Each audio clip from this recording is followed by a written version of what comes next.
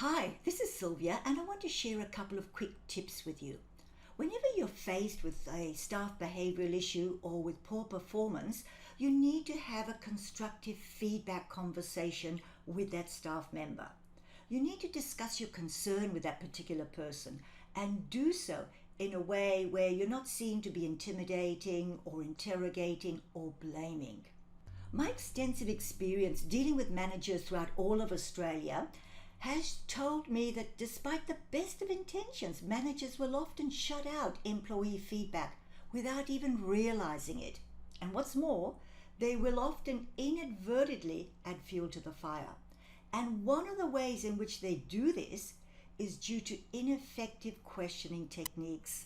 So what I want to do now is just share with you a couple of quick tips that may hold you in good stead. So let's have a look at them.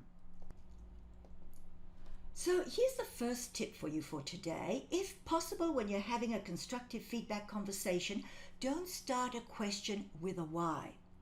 And if you're wondering why I'm saying that, it's because the staff member will immediately become defensive. And chances are that they're going to be far less prepared to open up, to share whatever concerns they might have with you. And that's the last thing that you want. So let's look at this example. Why can't you get to work on time? It's so easy to say something like that, isn't it, when one's frustrated with somebody else? However, that question can be rephrased. There's a far more effective alternative. How about this? I have a concern about the number of times you're late for work. Is there anything specific that's stopping you from getting to work on time? Can you see the difference between the two? The first one will probably alienate the staff member that you're talking with.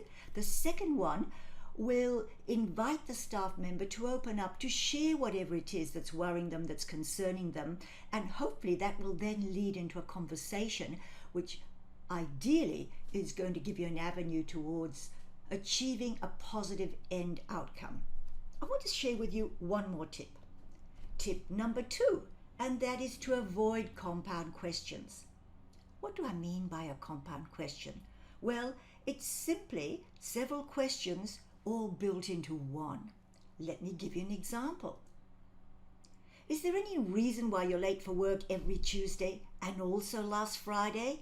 Now that's a great example of a compound question. And it's confusing, isn't it? What's more, it invites a low quality response. So my suggestion is that you divide that into 2 separate questions. First of all, address the one issue, the reason why the staff member's late for work every Tuesday, and then you can move on and address the second issue. Why were they also late for work last Friday? So there we are, a couple of tips for you, and I hope to see you at next week's event. Look forward to seeing you and to sharing some great ideas and some great strategies with you.